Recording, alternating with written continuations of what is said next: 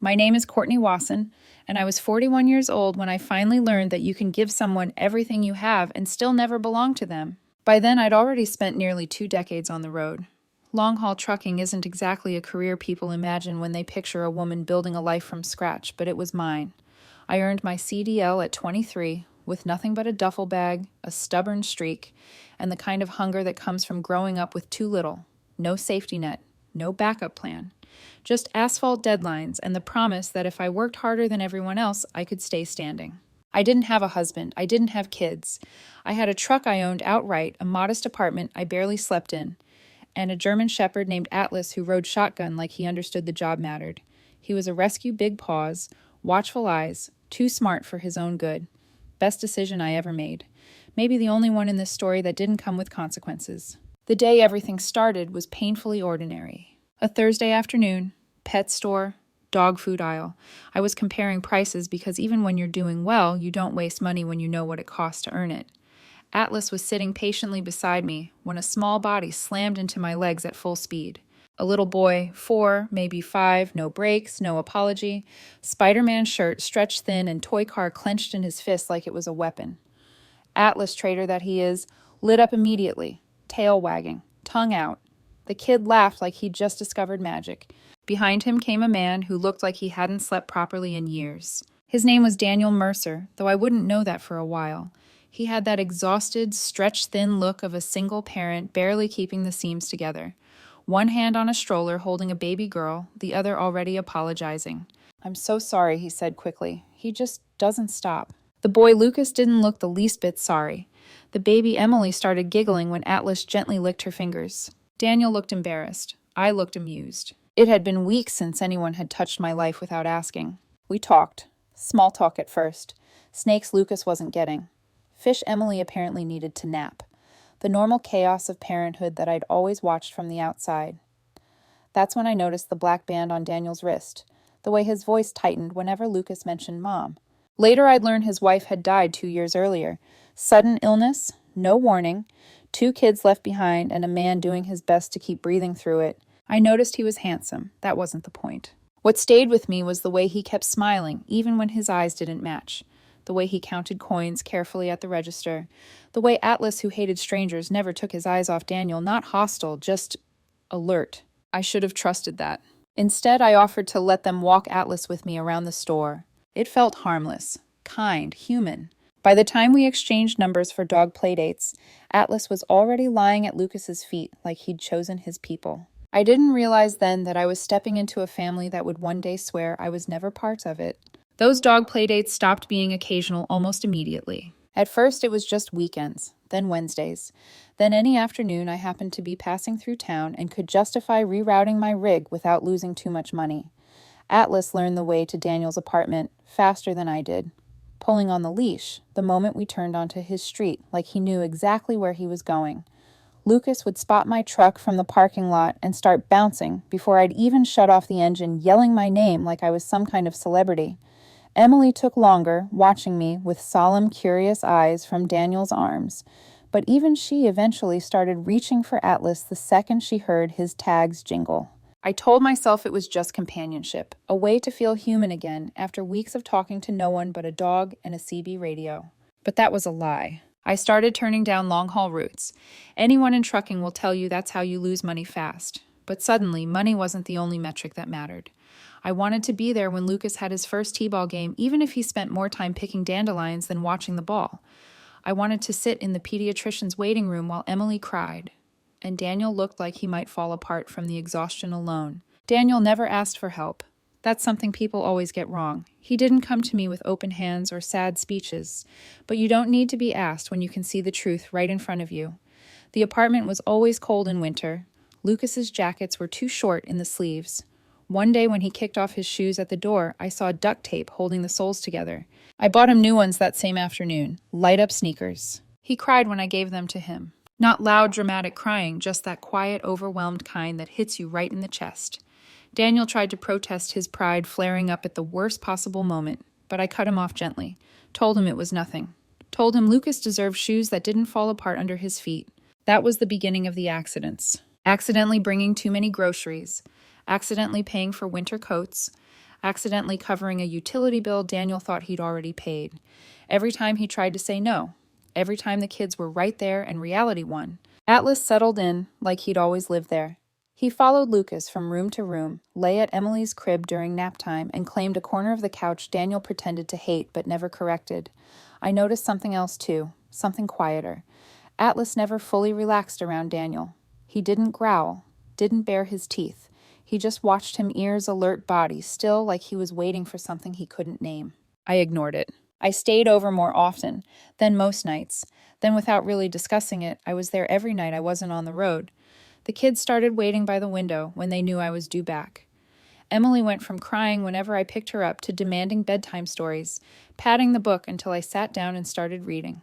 The first time Lucas called me Mom, it wasn't dramatic. I was crouched on the floor helping him build a model truck, one he insisted looked just like mine. He dropped a piece, got frustrated, and without thinking said, "Mom, can you hold this part?" The room went silent. Daniel froze. Lucas's eyes went wide like he'd just said something illegal. I played it cool. Passed him the piece, pretended nothing had happened, but inside something cracked open. Not pain, something softer, dangerous. That weekend, I bought a mug that said, "World's Best Mom," and shoved it in the back of my cabinet like it was contraband. I told myself not to get carried away. I told myself children say things. I told myself names don't mean promises. But I was already in too deep to pretend otherwise. Daniel and I got married a year later. Courthouse, no guests, no celebration. I had a delivery scheduled that afternoon, and he said he didn't want anything big anyway. His first wedding had been enough. I told myself simplicity was mature, sensible. I didn't notice that no one was cheering for us. I bought us a house not long after, a real one. Yard big enough for Atlas, rooms big enough for the kids to grow into. I set up college funds in my name, worked longer hours, built my routes around school schedules and doctor's appointments. Other drivers gave me hell for it, said I was throwing my life away for people who weren't even mine. I laughed it off. I was proud. Proud when Emily FaceTimed me to show me her drawings. Proud when Lucas asked me to teach him about engines. Proud when teachers talked about what a strong mother figure I was. Atlas lived his best life. The kids adored him. He slept outside their rooms, rotated loyalties nightly. But every time Daniel came into a room, Atlas shifted. Just a little, always watching. I should have paid attention. Because while I thought I was building a family, I was really just earning my place in it. And places you earn can be taken away. Marriage didn't change things the way I thought it would. On paper, everything looked solid. A deed with my name on it. 2 cars paid off. College accounts growing quietly in the background. A business that was stable enough to let me breathe without counting every mile twice. From the outside, we were the picture of a second-chance family widower. Finds love again. Kids regain stability. Hard-working woman steps in and holds it all together. Inside the house, though, something was always slightly off. Daniel never stopped being polite. That was part of the problem. He thanked me for everything. Praised my work ethic, told people how lucky he was to have someone so responsible in his life. But affection stayed measured, careful. Like there was a line he refused to cross, even after vows. I noticed it first in how he introduced me. "This is Courtney," he'd say. Sometimes he'd add, "She's the kid's stepmom. Rarely my wife. Never just my partner." It seemed small, harmless. I told myself I was being sensitive. Then there were the pictures. Daniel kept a framed photo of his late wife Rebecca on his nightstand. Always had. I respected that. Grief doesn't disappear because time passes, and I never wanted to compete with a ghost. But after the wedding, that photo stayed exactly where it was, while our wedding certificate ended up in a drawer. I suggested gently that we hang one photo from the courthouse, not to replace anything, just to add to it. Daniel smiled in that tight way he had and said, "Let's not rush things. Rush things." We were already married. Rebecca came up often, in conversations with neighbors, with teachers, with strangers at school events. Rebecca would have loved this. Rebecca was so good with the kids. Rebecca always dreamed of this for them.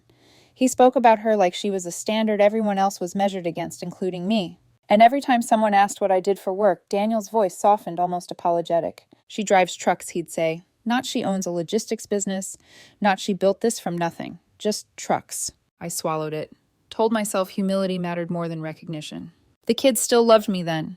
Lucas asked me to help with homework. Emily curled up beside me on the couch. But I started noticing patterns, subtle ones. When Daniel was around, they were warmer to him, quieter with me. When he wasn't, they leaned on me like before. Atlas noticed too. He stopped sleeping near Daniel entirely. Wouldn't take treats from his hand. Not aggressive, just distant. Daniel joked about it, said Atlas was jealous. I laughed along, even though something in my gut tightened every time. Family gatherings were the next thing. Daniel's parents came over once for dinner. Lovely people. Polite. His mother asked me how long I planned to keep driving now that I was settled. Daniel answered before I could. Oh, Courtney likes staying busy. Likes. As if my career was a hobby I'd pick up and put down when it suited the household. The longer we were married, the more invisible I felt when it mattered most. Decisions about the kids happened without me.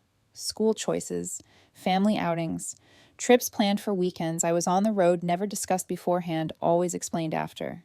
They're just used to it being me, Daniel would say. Don't take it personally. I tried not to.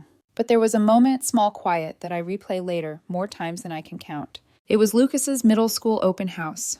I'd rearranged a delivery to make it home in time. Walked into the gymnasium and watched Daniel standing with other parents, laughing, nodding, looking complete. I walked up beside him, smiled at the teacher. He didn't introduce me. I stood there for a full minute before the teacher finally asked who I was. Oh, Daniel said, startled, like he'd forgotten. This is Courtney. She helps out a lot. Helps out. That night, Atlas lay with his head on my lap while I stared at the ceiling, listening to Daniel breathe beside me. I told myself families are complicated. That love doesn't always look the way you expect. What I didn't realize yet was that I wasn't being slowly welcomed in. I was being slowly erased. Teenagers don't change overnight. They shift inch by inch until one day you realize you're speaking to someone who's been quietly rehearsing how little you matter. Lucas was the first. He was 17 when I came back from a 3-day run I'd bent my schedule to make. I wanted to be home for his football game, one of the last before graduation. I walked through the front door with Atlas at my heels, my body aching in that familiar way that comes from long hours and bad diner coffee, but my heart light because I'd made it. I didn't even get to the living room. Lucas was in the kitchen with friends. I recognized the tone immediately, too loud, too confident, that performative swagger kids use when they're building an audience. I slowed without meaning to. Nah, he said, laughing. My real mom died. She was amazing. This lady's just my dad's wife. This lady. The words landed heavy, like someone had knocked the wind out of me. Atlas stopped cold, ears up, body tense. I didn't say anything. I walked past the kitchen, straight into the bedroom, and sat on the edge of the bed with my boots still on. I told myself not to react, that kids talk, that grief mutates as they grow. But something had shifted. Emily followed not long after. She was 14 by then, sharp, observant, and painfully aware of social hierarchies. She watched Lucas the way younger siblings do, absorbing his cues, mirroring his tone. Eye rolls became common. Sighs when I entered a room, the quiet rebellion of ignoring questions unless Daniel asked them. The first time she said it out loud, we were in the kitchen. I'd asked her to clean up the mess she'd left after baking with friends. Flour on the counter, dishes in the sink, nothing unreasonable. Why should I? She snapped. You're not my real mom. There it was. That word real like the weapon sharpened in private. Daniel was on his phone at the table. He didn't look up. I waited, counted my breaths. Atlas moved closer to my leg, pressing his weight against me. She's just emotional, Daniel said later. They both are. It's a phase that lasted years. Every boundary I tried to set was met with the same phrase. Every piece of advice dismissed. I stopped helping with homework because Lucas didn't want my input. Stopped offering rides because Emily preferred family time without me. I heard Daniel on the phone with a friend one night laughing. They miss their real mom, he said. It's hard on them. Courtney doesn't really get it. Didn't get it. I'd been there for every scraped knee, every late-night fever, every moment Daniel was too exhausted to function. But I wasn't allowed to grieve them pushing me away. Things got stranger after that. I found out about dinners I hadn't been invited to only after seeing photos online. Daniel and the kids smiling at restaurants I loved, captions full of heart emojis and family night, always when I was on the road, always without mentioning me. I confronted Daniel once quietly late at night. Why don't you tell me when you make plans, I asked. I would have come home early. He sighed like I was being difficult. They're teenagers, he said. They need space. And you're gone so much anyway. Gone. Working extra routes to pay for private school, for their cars, for the house they were slowly pushing me out of. Atlas changed too. The kids stopped letting him into their rooms, complained about dog hair when friends came over, pushed him aside unless they needed something from me. It was subtle, but it hurt in ways I hadn't expected. He slept exclusively beside me after that, every night, his head heavy on my thigh like he was anchoring me in place. I started noticing other things small but corrosive. Tools missing from the garage. Not misplaced. Gone. The same ones Lucas used to help me with when he was younger. The ones he knew I needed for my truck. Then scratches on the rig. A dent. Easy to dismiss. Until one morning I found the fuel cap completely unscrewed. Not loose. Removed. Anyone who knows trucks knows what that could have done.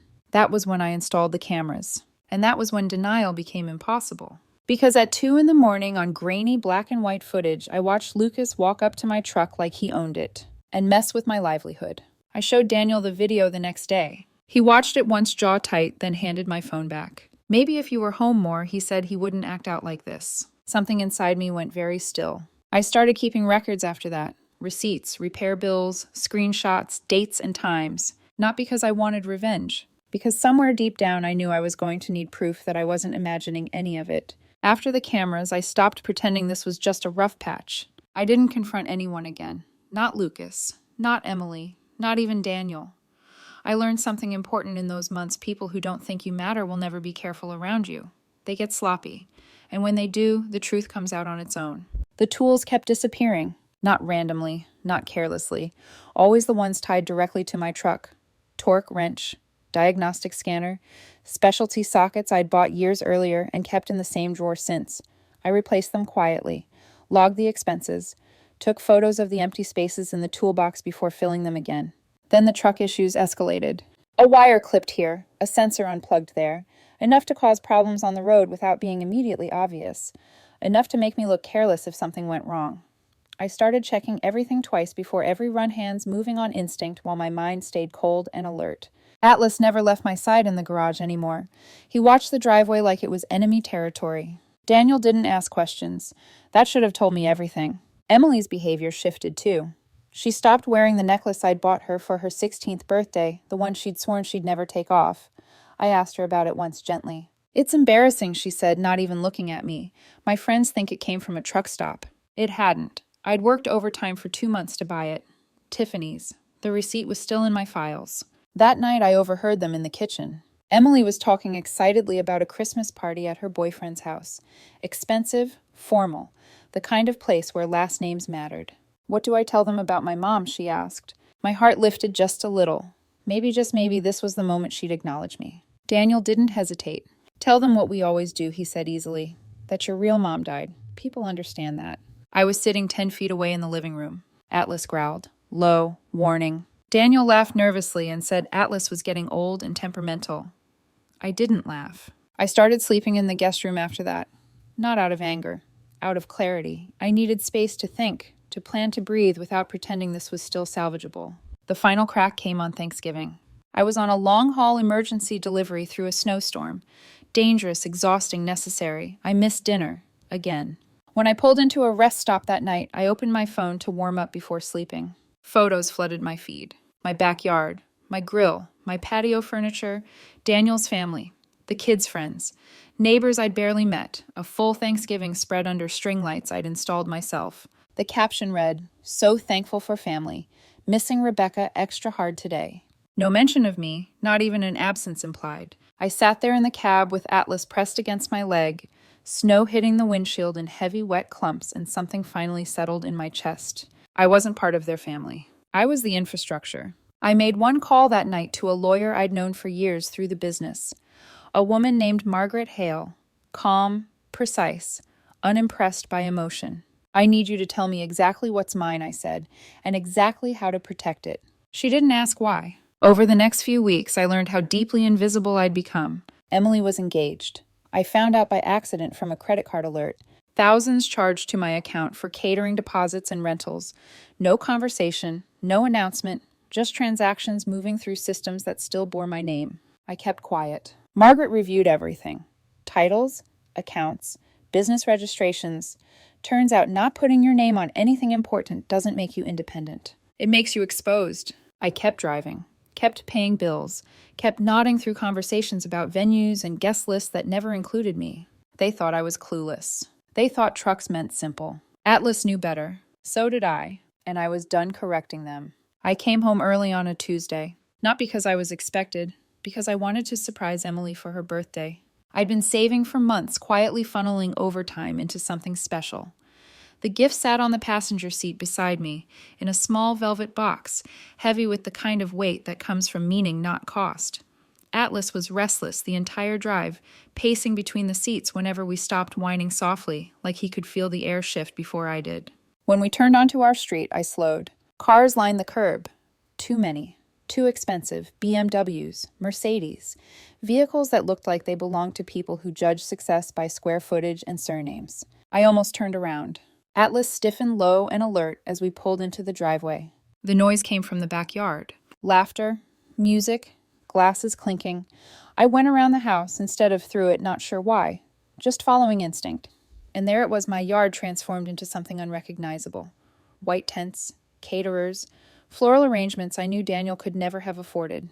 Emily stood in the center of it all, dressed in something elegant and unfamiliar, her hand intertwined with her fiancé's. A trust fund boy with a polished smile and a family name that opened doors. An engagement party. Mine.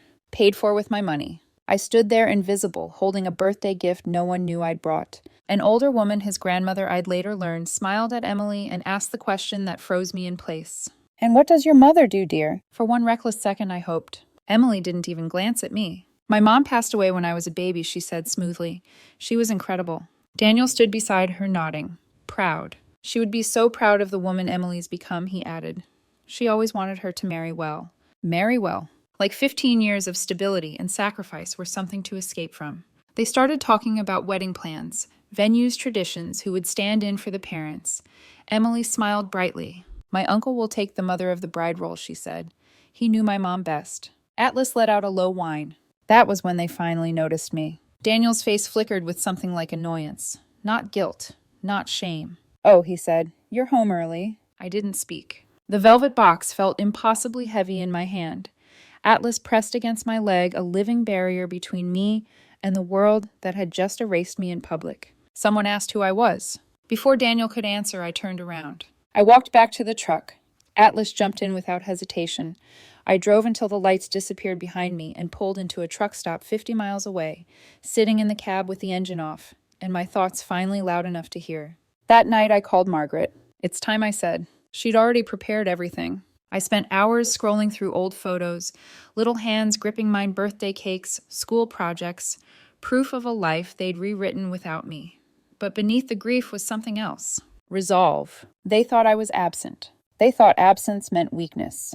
They forgot that trucking isn't just driving. It's contracts, assets, structures, leverage. The house was mine. The accounts were mine. The credit cards, the utilities, the business income, all mine. So I waited. I smiled. I nodded.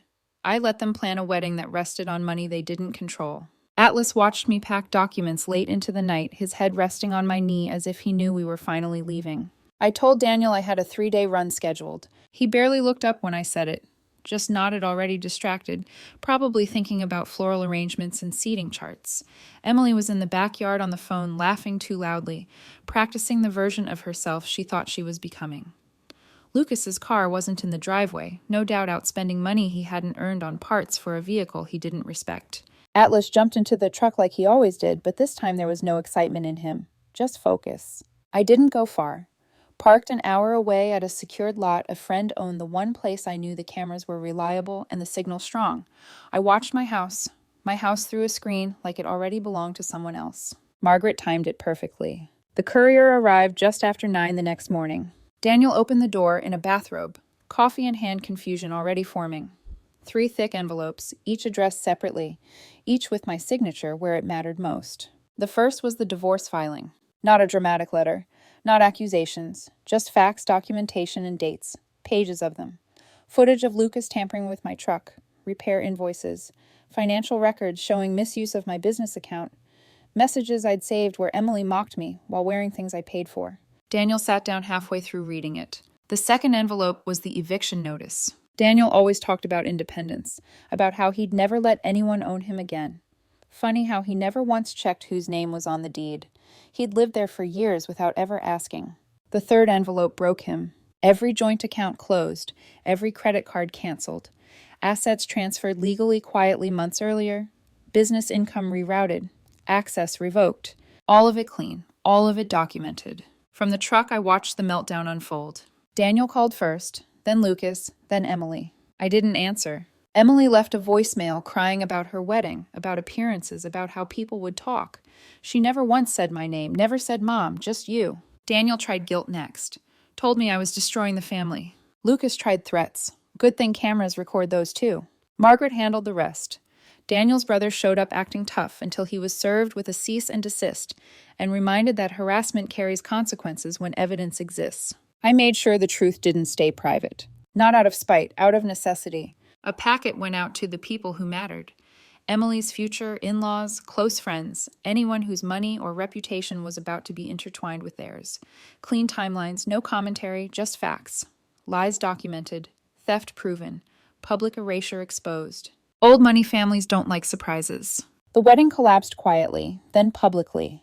The messages poured in for weeks. Apologies, accusations, silence. I archived them all. A year passed. My fleet grew from 2 drivers to 6. Routes expanded. Trucks paid off. Turns out money goes further when it isn't bleeding into people who see you as temporary. I sold the house. Too many ghosts. Bought a smaller place near the yard instead. Big fence. Quiet nights. Atlas had space to run and sunlight to sleep in. Daniel moved in with family. Last I heard, he'd taken a job he used to sneer at. Lucas works at a tire shop now. Life has a way of educating you when pride runs out. Emily didn't get the fairy tale. The ring went back. The dress never left the hanger. She works evenings now, learning the value of time the hard way. She called once. Tried to say she missed me. I wished her well and ended the call. What surprised me most wasn't the relief. It was the absence of anger. I don't hate them. I don't love them. They're just people who mistook access for entitlement. Atlas is lying at my feet as I write this chin on his paws, tail thumping every time I look down. He was right about them long before I was. I've got a date next week. A woman who owns her own business asks real questions and didn't flinch when I told her what I do for a living. Atlas approved her immediately. Funny how that works. Losing a family built on conditions makes room for a life built on truth. And this time I know exactly who belongs in it.